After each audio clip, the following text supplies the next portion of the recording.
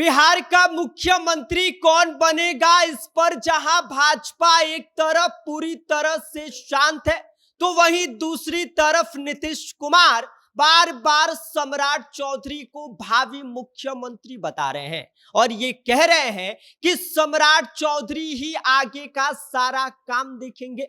जिसके बाद बिहार की राजनीति में यह सवाल उठने लगा है कि क्या यह नीतीश कुमार की कोई चाल है या फिर भाजपा का दबाव। क्या नीतीश कुमार सम्राट चौधरी का नाम आगे करके कोई बड़ा खेल रच रहे हैं, क्योंकि किसी का बार बार नाम लेना, उन्हें भावी मुख्यमंत्री के तौर पर पेश करना कई सारे सवाल खड़े कर रहा है। आज के वीडियो में हम इन सारे सवालों पर बात करेंगे, लेकिन उससे पहले नमस्कार, मेरा नाम विष्णु है और आप देख रहे हैं जनता जंक्शन। देखिए, राजनीति में कोई भी बयान यूं ही नहीं दिया जाता है, खासकर जब बात मुख्यमंत्री की कुर्सी की हो। नीतीश कुमार का बार बार सम्राट चौधरी का नाम लेना कई लेयर वाला गेम हो सकता है। पहली बात यह कि सीधा सीधा भाजपा पर दबाव बनाने की कोशिश करना, यानी भाजपा भविष्य में किसी और चेहरे को आगे लाती है तो कुशवाहा वोट बैंक नाराज हो सकता है और इसका सीधा फायदा जेडीयू को मिलेगा। दूसरी तरफ अगर भाजपा मजबूरी में सम्राट चौधरी को आगे बढ़ाती है तो क्रेडिट कौन लेगा? जाहिर सी बात है नीतीश कुमार।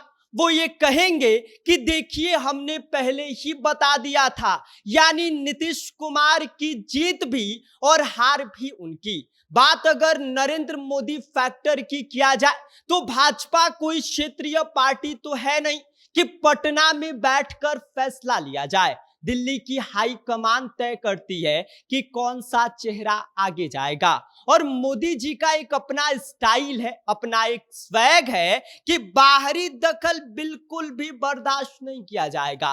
तो ऐसे में नीतीश कुमार की यह ओपन सपोर्ट पॉलिसी भाजपा को रास आए, ये भी जरूरी नहीं है और यहीं से सारा खेल और भी ज्यादा दिलचस्प हो जाता है कि क्या नीतीश कुमार सच में सम्राट चौधरी को आगे बढ़ाकर उनके ही रास्ते में कांटे बिछाने का काम कर रहे हैं, क्योंकि जब कोई नेता किसी को जरूरत से ज्यादा प्रमोट करता है तो शक पैदा होना लाजमी है और इतिहास भी इस बात की गवाही देता है और इसका सबसे बड़ा उदाहरण सुशील कुमार मोदी है।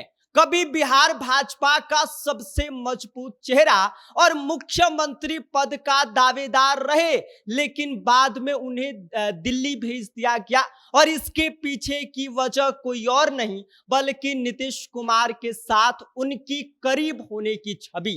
अब वही स्क्रिप्ट क्या सम्राट चौधरी के साथ दोहराई जा रही है। नीतीश कुमार लौकुश समीकरण को साधने की कोशिश में है, यानी कि कुर्मी और कुशवाहा वोट बैंक का मेल, और इसके लिए सम्राट चौधरी को प्रोजेक्ट करना नीतीश कुमार के लिए मास्टर स्ट्रोक भी साबित हो सकता है, लेकिन इसमें रिस्क भी उतना ही बड़ा है।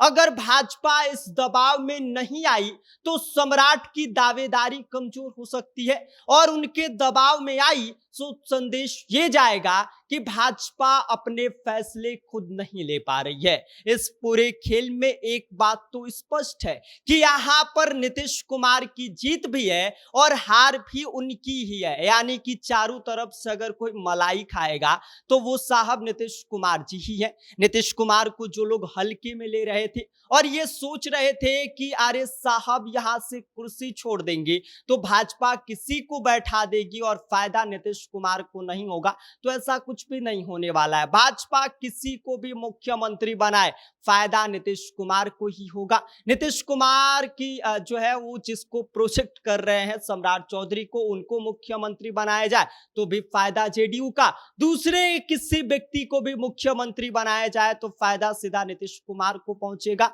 और नीतीश कुमार इस वक्त पूरा नैरेटिव ये सेट कर रहे हैं कि जो है कि साहब ये देखिए कि हम जो है वो सम्राट चौधरी को प्रोजेक्ट कर रहे हैं, सम्राट चौधरी को आगे बढ़ा रहे हैं, यानी कि सारा डिसीजन जो है वो नीतीश कुमार के हाथ में टिका हुआ है।